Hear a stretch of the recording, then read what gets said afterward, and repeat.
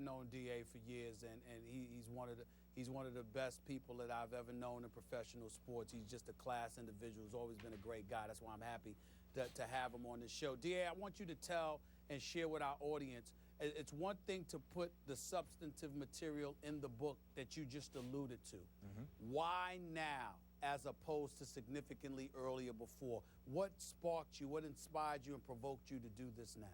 Well, I've always spoken about it in certain situations, but when you looked at life and you saw how people just started to take advantage of it and not reward each other with the real essence of life, I really got frustrated with it. I started to see these kids were being able to go through schools without having moral skills.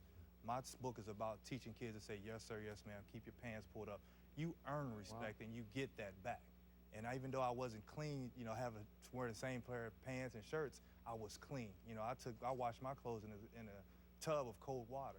So for these kids today to have cell phones, Jordans, and still be looking like they don't have anything, I was sick of seeing that. And I felt like someone needed to speak up about it.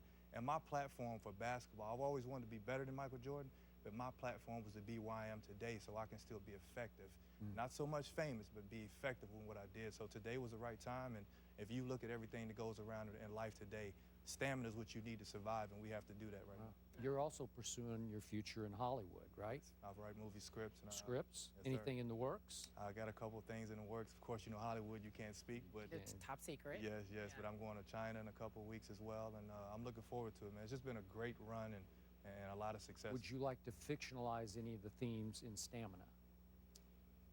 What do you mean? As opposed to like your life story or the kids screen. today? Would you like to take it onto the screen? Oh yeah, I've written a movie script. I've already written it. Oh, just about you, about your life? I've written about my life story. It's a movie script I already read, and a couple directors are looking at it. And again, it's a life lesson. I give people the opportunity to say, if I made this decision, the outcome, and then I made another decision, the consequences that I had to face. Having a child, I didn't get to go to AAUs like these kids do. I had to work every summer. So I didn't get to play in any AAUs. I wasn't highly recruited. But when I finally went to the University of Kentucky, I was rewarded with the best family of the Big Blue Nation, and they've always embraced me. So I was really able to have a family inside of basketball, and now I grow outside of that. So when I go back to Kentucky, it's like I've never left. Right. And speaking of basketball, we said that you want to ask him another question, Stephen A., before we talk about the topics? I was gonna absolutely, because Derek, I know we sit here and you know your story is incredibly compelling. You know, like you said, I've known it for years, but at the same time, when we look at the modern day athlete and what have you, on far too many occasions, I find us lamenting the state of affairs that they find themselves in or find themselves experiencing.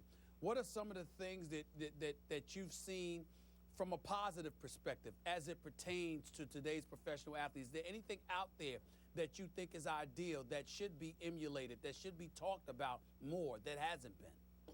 Well, I think what we need to do is focus on the good. People talked about the story of the broke, the something show they had about athletes going broke.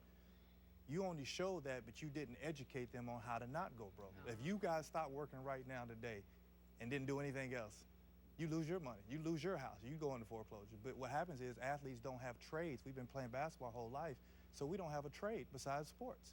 So people don't realize that if you integrate that into school systems where school teachers are getting paid equivalent to what's respected, if a school teacher's driving a Mercedes-Benz, a student would follow that teacher as opposed to an athlete. Absolutely. So I think our projects and what we have to do is focus on that. And athletes have been giving back. But the problem is you focus on the negativity when they get DUIs, they're in trouble instead of these guys reaching back out. Like I looked at some of the players in today, and they're actually giving back from their heart. They're actually spending time doing that. But then you focus on the guys who got pulled over and in trouble, and that's what our society's become. We have to reward the guys who are actually trying to do something and put that in kids' minds, because a kid will absorb anything that you give him.